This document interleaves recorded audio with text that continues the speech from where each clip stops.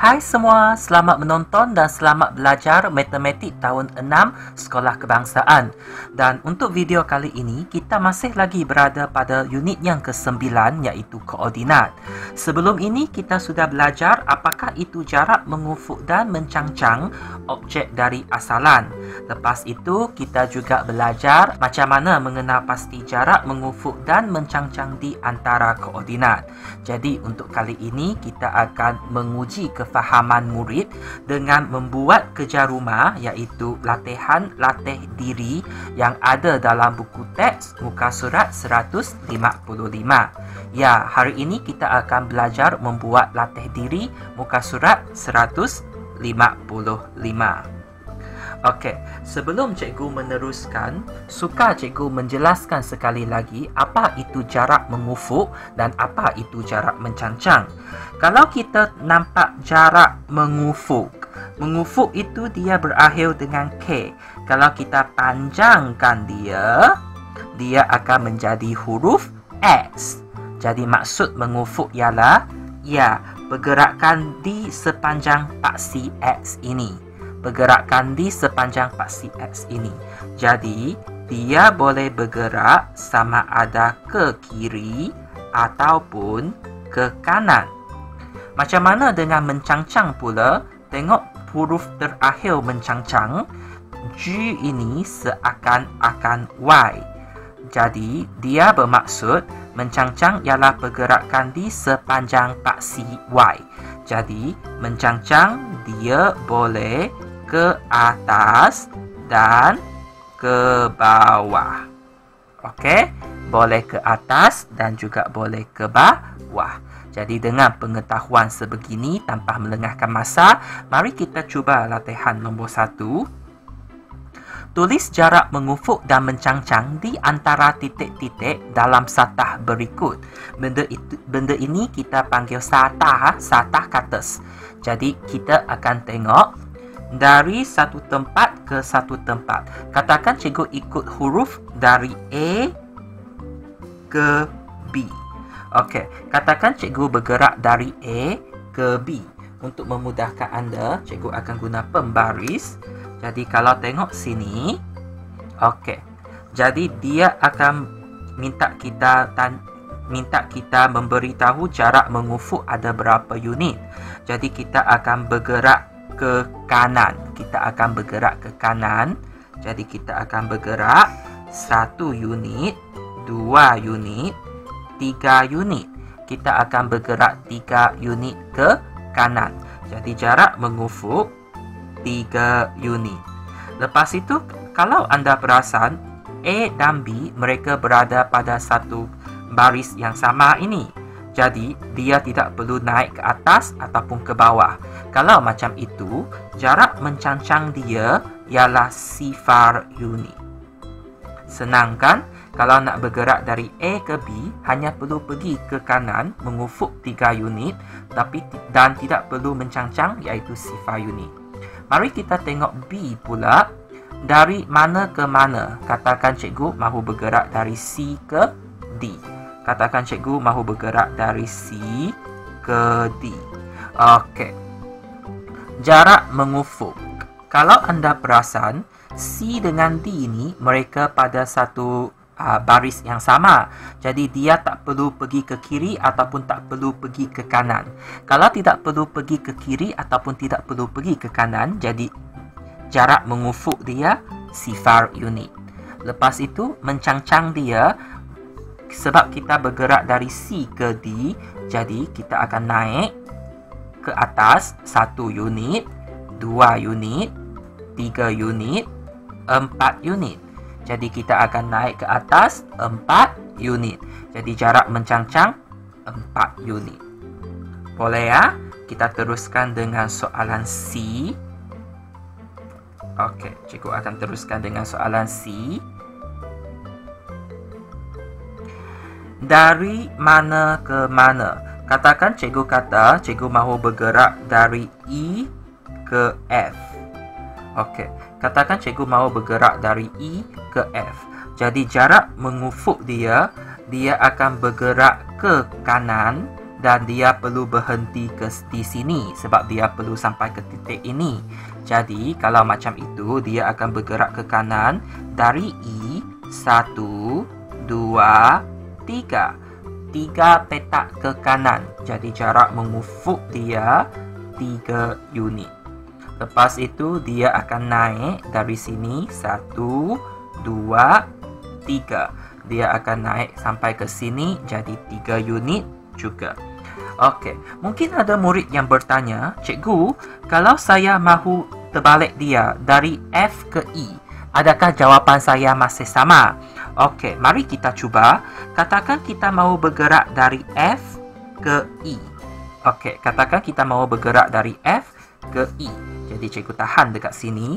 Jadi dia akan pergi ke sebelah kiri 1 unit, 2 unit, 3 unit. Perasan sama kan? 3 unit mengufuk dia masih 3 unit. Lepas tu dia akan turun mencangcang 1 unit, 2 unit, 3 unit. Jadi masih sama jawapan dia. Jadi tak kiralah sama ada E ke F ataupun F ke E, jawapan yang anda dapat masih sama. Jangan risau. Jadi kita tengok soalan D pula. Sekarang kita mahu dari mana ke mana? Okey, katakan cikgu mahu bergerak dari G ke H.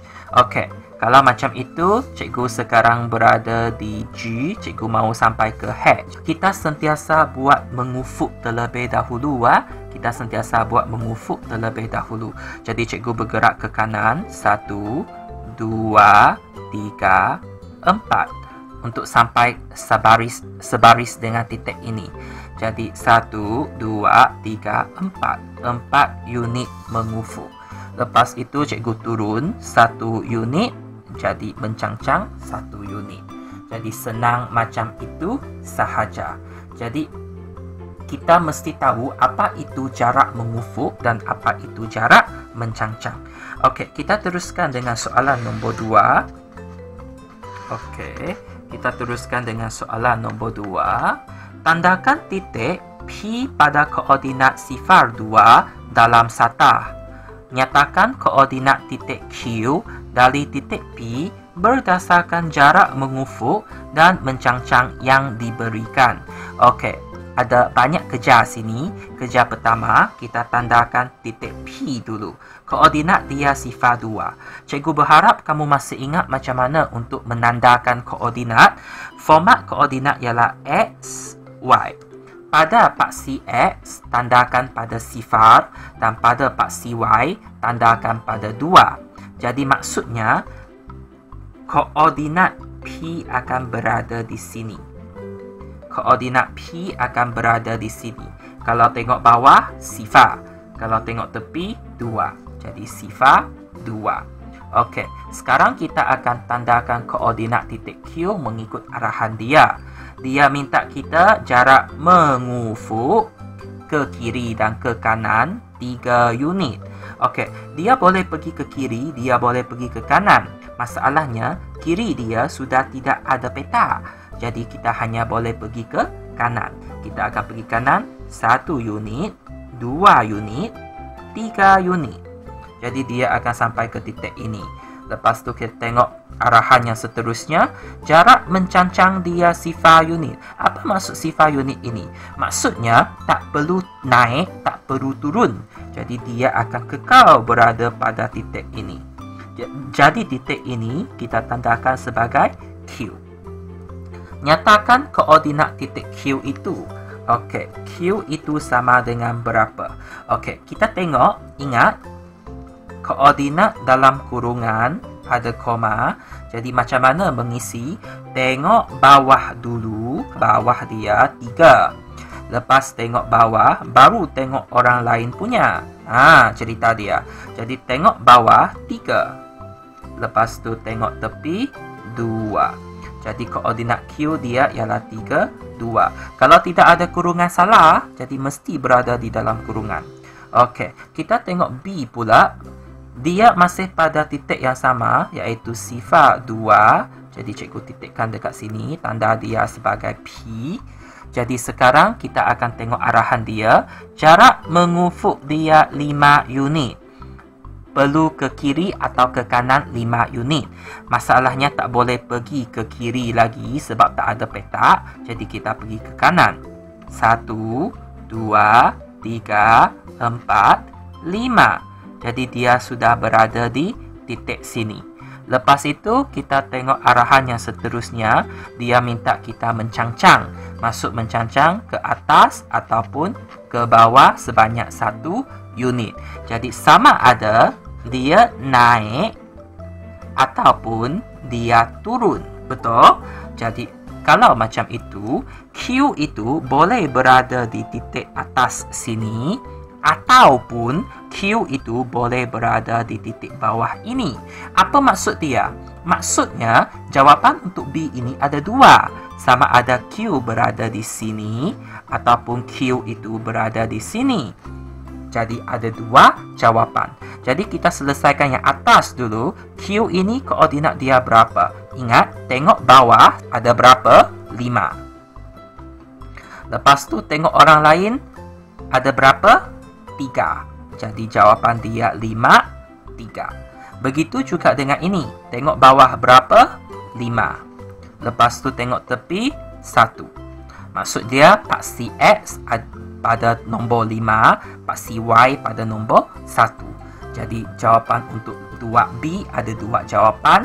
Satu ialah 5, 3. Satu ialah 5, 1. Okey. Adakah rasa dia susah? Sepatutnya tidak susah kalau kita faham sepenuhnya. Itu sahaja untuk hari ini dan kita jumpa lagi untuk sesi pembelajaran yang akan datang.